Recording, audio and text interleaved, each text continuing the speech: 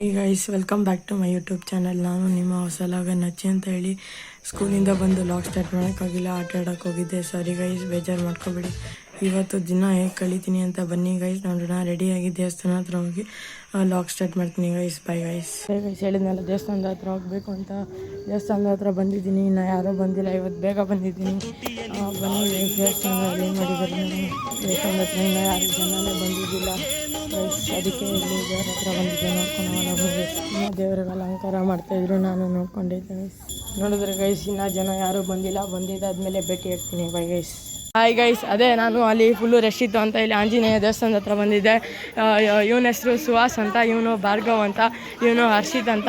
ಇದು ನಮ್ಮ ಆಂಜನೇಯ ದೇವಸ್ಥಾನ. ಬನ್ನಿ ಗೈಸ್, ಕರಿಮಾರಿಯಮ್ಮ ದೇವಸ್ಥಾನ ಹತ್ರ ಹೋಗ್ಬಿಟ್ಟು ಬರೋಣ. ಅದು ಮುಗಿಸ್ಕೊಂಡು ಹಂಗೆ ಚಿಕ್ಕರಿ ಮಾರಿಯಮ್ಮ ದೇವಸ್ಥಾನದ ಹತ್ರ ಬಂದ್ವಿ ಗೈಸ್.